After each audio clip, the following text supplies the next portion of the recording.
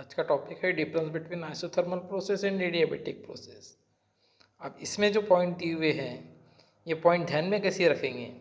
सो isothermal word जो है ये अल्फ़ाबेट से बना हुआ है ISOTHER। अब आई से क्या ध्यान में रखेंगे, आई से ध्यान में रखेंगे इंटरनल एनर्जी। सो इंटरनल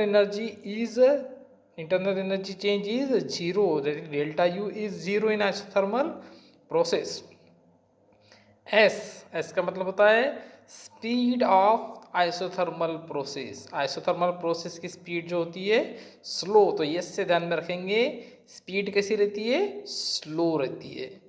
बाद में आइसोथर्मल में तीसरा अल्फ़ाबेट है ओ, तो ओ से ध्यान में रखेंगे आइसोथर्मल प्रोसेस कब होती है, जब सिस्टम एक तो ओपन होगी या फिर क्लोज्ड। ये ओपन और क्लोज सिस्टम में ही होता है आइसोथर्मल प्रोसेस, क्योंकि इसमें एक्सचेंज ऑफ हीट होती है। आइसोलेटेड प्रोसेस में एक्सचेंज ऑफ हीट नहीं होती, इसलिए आइसोथर्मल प्रोसेस जो होती है सिर्फ एक तो ओपन या क्लोज सिस्टम में ही होंगी। तीसरा अल्फ़ाबेट है, चौथा अल्फ़ाबेट टी। टी यानी temperature. So temperature that is the delta T, temperature remain constant through out the process. तो आइसोथर्मल प्रोसेस में डेल्टा टी जो होता है जीरो, तो ये ध्यान में रखेंगे।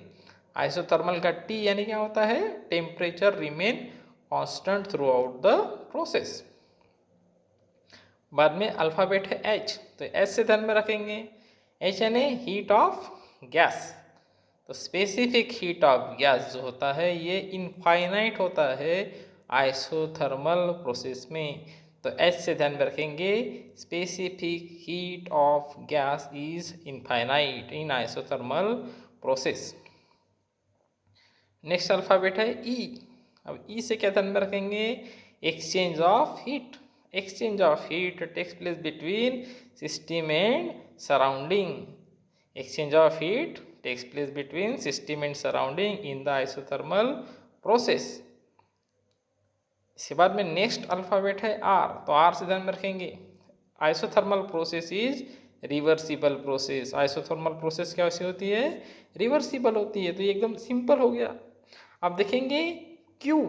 अब मैंने एडियाबेटिक में अगर डी लेते हैं, स्मॉल डी को उल्टा करेंगे तो क्यू हो जाता है।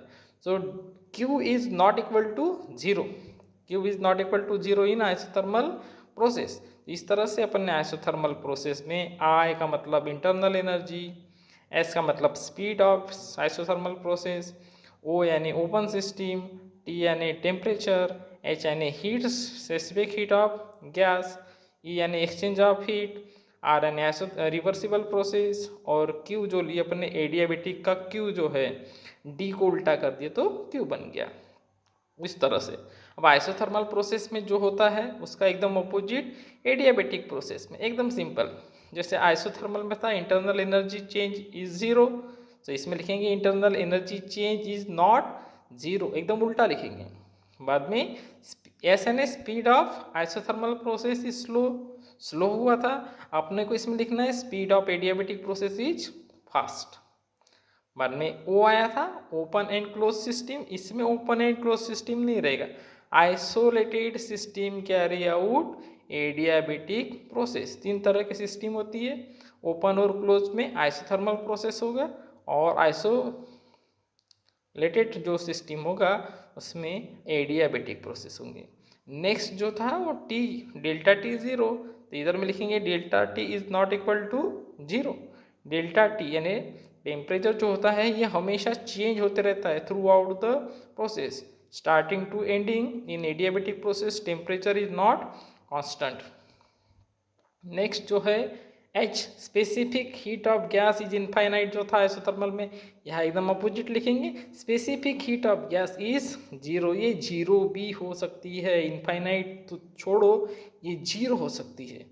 बाद में अपन इधर में लिखे थे E, exchange of heat takes place, यहाँ एकदम अपोजिट लिखेंगे exchange of heat is not takes place between system and surrounding, इसमें बिल्कुल अपोजिट लिखना है। उसके बाद में नेक्स्ट था आर, तो रिवर्सिबल प्रोसेस ये हो गया, ये रिवर्सिबल प्रोसेस। और इधर में Q is equal not equal to zero लिखा था, यहाँ पर क्यू इक्वल टू जीरो लिखे। सो अपने को तो मालूम है डिफरेंस में एकदम अपोजिट लिखना है, एकदम फेवरेट क्वेश्चन रहता है अपना डिफरेंस। लेकिन डिफरेंस में सबसे डिफिकल्ट क्या है, तो पॉइंट ध्यान में रखना। तो अपन आइसोथर्मल और एडियाबेटिक प्रोसेस का डिफरेंस अगर आया एग्जाम में तो एकदम सिंपल, आइसोथर्मल की स्पेलिंग आती है, जिसको स्पेलिंग आती है उसको डिफरेंस भी आ जाएगा। So this is my magic trick. तो इस मैजिक ट्रिक से आप बिल्कुल एग्जाम में 2 मार्क्स 12वीं में तो ले सकते हैं। ये 12वीं का ही टॉपिक नहीं, ये बीएससी में भी है, ये इंजीनियरिंग का भी टॉपिक है। So this is the difference between isothermal process and adiabatic process. इसके पहले अपन ने बहुत सारे वीडियो बनाए हैं और हर एक वीडियो में अपन एक मैजिक ट्रिक डालते हैं। सो इस मैजिक ट्रिक के लिए, हर टॉपिक के लिए आप इस चैनल को सब्सक्राइब करेंगे, लाइक करेंगे और शेयर करेंगे। सो इस तरह से आपको आइसोथर्मल एंड एडियाबेटिक प्रोसेस का डिफरेंस समझ में आया होगा। इसको आप बार बार देखिए और सब्सक्राइब कीजिए।